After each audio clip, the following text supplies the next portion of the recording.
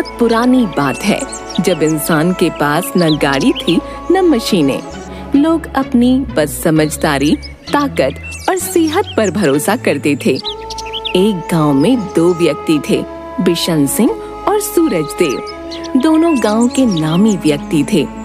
गांव में होने वाली प्रत्येक प्रतियोगिता, चाहे वह मनोरंजन के लिए हो या बुद्धिमानी और शक्ति प्रदर्शन के लिए, हमेशा बिशन ही जीतता। चाहे सूरज जितनी भी मेहनत कर ले, पर वह हर बार दूसरे नंबर पर ही रह जाता। इसका मलाल उसे हमेशा रहता था। अब दोनों की उम्र हो गई थी, बच्चे बड़े हो गए थे। बिशन का बेटा इंदर बचपन से ही कमजोर और नाजुक था, जबकि सूरज का बेटा भीमा उससे अधिक हट्टा कट्टा था। जाने कैसा बेटा मिला है, मेरा तो नाम ही डुबो दिया इसने। बाबा, मैंने तो कुछ नहीं किया। आप क्यों इसे सुनाते रहते हैं? अगर ये आपकी तरह मजबूत नहीं है तो इसमें इसका क्या कसूर है? इसका ये कसूर है कि ये मेरा बेटा है। अगर किसी और के घर पैदा होता तो लोग मेरा मजाक नहीं उड़ाते। न जाने मुझे कौन से कर्मों की सजा मिली है।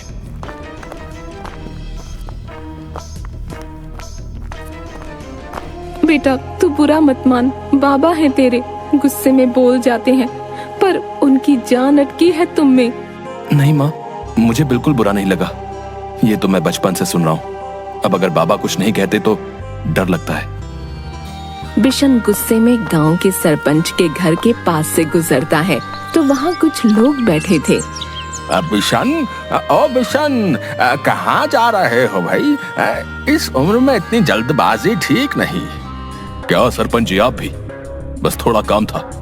वही कह रहा हूँ, अब तो आराम करो भाई। हैं? अब जिंदगी नहीं जियोगे तो कब जियोगे भाई? बिशन वहाँ आकर बैठ जाता है तो सरपंच का नौकर सभी के लिए चाय लाता है। अरे बिशन, इस बार तीज पर होने वाली शक्ति प्रतियोगिता के मुख्य अतिथि तुम हो। तुम ही हारने और जीतने वाले का फैसला दोगे। मैं? हाँ, तुम।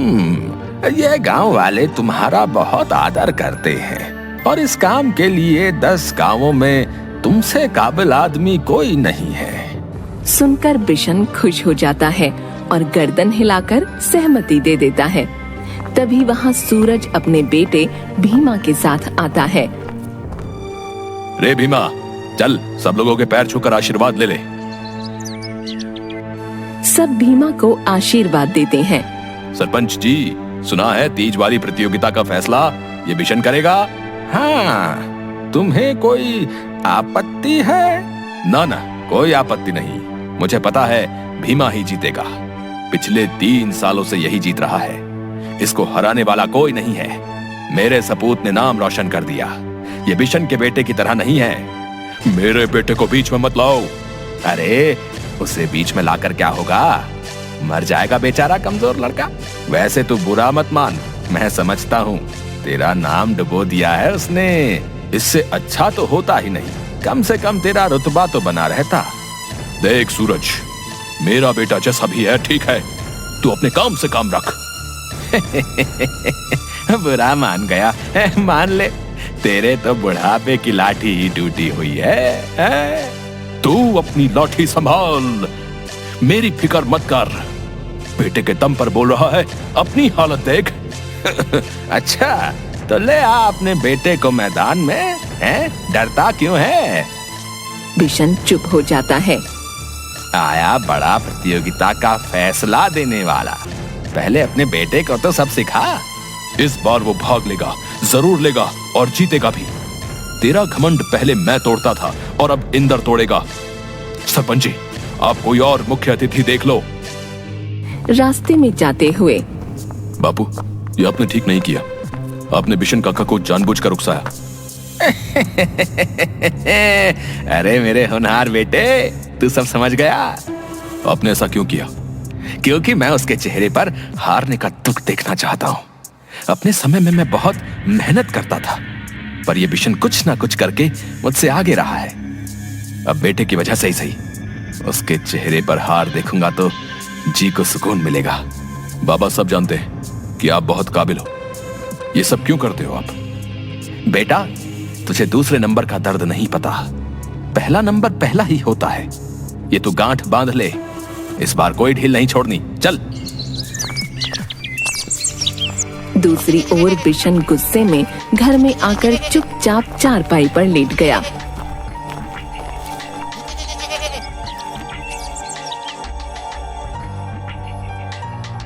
उसकी पत्नी बहुत पूछती है पर वह नहीं बताता।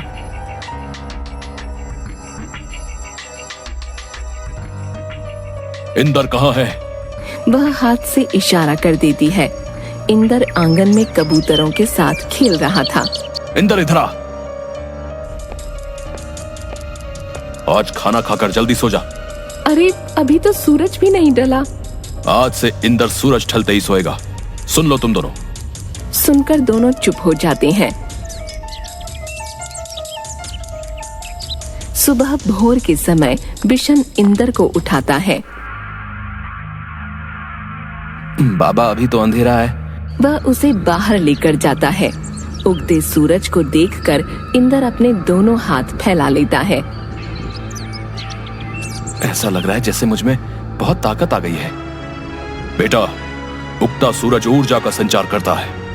यह हमें हर स्थिति में सकारात्मक रहने के लिए प्रेरित करता है। जी बाबा। सुन बेटा, कल गुस्से में मैंने गांव वालों के सामने कह दिया कि तू तीज वाली प्रतियोगिता में भाग ले रहा है। अब तुझे तेरे बाबा की लाज रखनी है। ये तेरे हाथ में है। बाबा, अगर आपने सबके सामने कहा है तो मैं भाग ले लूंगा। पर क्या? पर यह बहुत मुश्किल है मेरे लिए। जानता हूं कि तू जीत नहीं सकता, पर तेरे लिए इसमें अंत तक टिके रहना भी बहुत है। तू बस कोशिश और मेहनत कर। जी बाबा, आप जैसा कहेंगे मैं वैसा ही करूंगा। बिशन इंदर को सुबह सूरज उगने से पहले ही उठा देता। 2 दिन बाद ही इंदर की तबीयत खराब हो गई। आप क्या कर रहे हैं? देखिए, इंदर बीमार हो गया। आप अच्छी तरह से जानते हो कि वो कठोर शारीरिक काम नहीं कर सकता। अब देखिए, उसकी पूरी देह दुख रही है। बेचारा खाना भी नहीं खा पा रहा। चिंता मत करो, ठीक हो जाएगा। शुरू में ऐसा होता है। तुम बस उसके खाने पीने का ध्यान रखो। बिशन इंदर से दौड़ लगवाता, रस्सी कुदवाता, वजन उठवाता, पहाड़ी की चढ़ाई करवाता, भागते हुए बैलों को नियंत्रित करवाने जैसे कई व्यायाम करवाता ताकि वह मजबूत बने, अंत तक प्रतियोगिता में बना रह सके। पूरे गांव में ये बात फैल गई कि इंदर भाग ले रहा है। सब जानते थे कि इंदर जैसा कमजोर आदमी इसमें नहीं टिक सकता। भीमा के सामने तो बिल्कुल नहीं। भाई समझ में नहीं आया, ये बिशन क्यों अपनी साख धूल में मिला रहा भाई है इंदर को सामने लाकर? प्रतियोगिता से 1 दिन पहले। बेटा, तू जीते या हारे कोई बात नहीं। तू इसमें भाग ले रहा है, मेरे लिए यही बहुत है। बाबा, सब जानते हुए भी आपने इस खोटे सिक्के के लिए दिन रात एक कर दिया। मेरे लिए यह प्रतियोगिता किसी और के साथ नहीं बल्कि खुद के साथ है। मैं देखना चाहता हूं कि मैं क्या कर सकता हूं। मैं पूरी कोशिश करूंगा कि आपकी उम्मीदों पर खरा उतरूं। तीज वाले दिन प्रतियोगिता में भीमा ने हरी और इंदर ने पीली धोती पहनी। चारों ओर लोग ही लोग खड़े थे। प्रतियोगिता प्रारंभ हुई।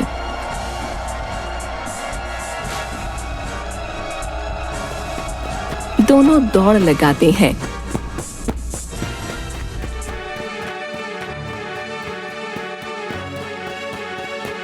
तब आगे एक बड़ा बकरियों का झुंड पूरे रास्ते को घेर कर खड़ा था।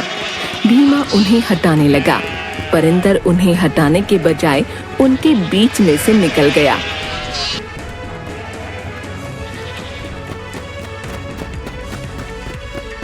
उसके बाद वे दोनों दौड़ते हुए जंगल में एक नदी किनारे पहुंचे। वहां नदी पार करने के लिए 2 नावें मोटी रस्सियों से बंधी थीं। भीमा पूरी ताकत से रस्सी खोलने लगा। इतने में इंदर नदी में कूदकर तैरने लगा। उसे देखकर भीमा ने भी वही किया।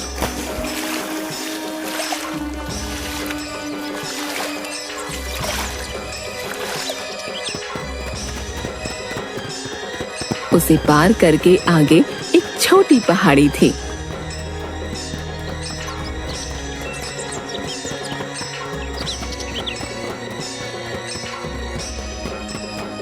इस पर चढ़ने पर फिर से बहुत सारे घोड़ों ने उनका रास्ता रोक लिया। इस बार भीमा घोड़ों को हटाने के बजाय उनके बीच से निकलने लगा। पर इंदर वहीं खड़ा कुछ सोचने लगा। भीमा दौड़ते हुए आगे निकल गया। उसे लगा अब इंदर उसका मुकाबला नहीं कर पाएगा, परंतु तभी तेज गति से दौड़ता हुआ एक घोड़ा आया और उससे बहुत आगे निकल गया। इंदर उसी घोड़े पर सवार था। वह जीत गया। सोचा नहीं था कि इंदर इतना समझदार है। मान गए हैं? बिशन ने पीतल को भी सोना बना दिया भाई है। इंदर बिशन के पैर छूता है तो वह उसे उठाकर गले लगा लेता है और उसकी आंखों में आंसू आ जाते हैं। बाबा, आप क्यों रो रहे हैं? बेटा, ये तो खुशी के आंसू हैं। आज तू मेरी उम्मीदों से कहीं आगे निकल गया। तूने मेरी नाक गर्व से ऊंची कर दी बेटा।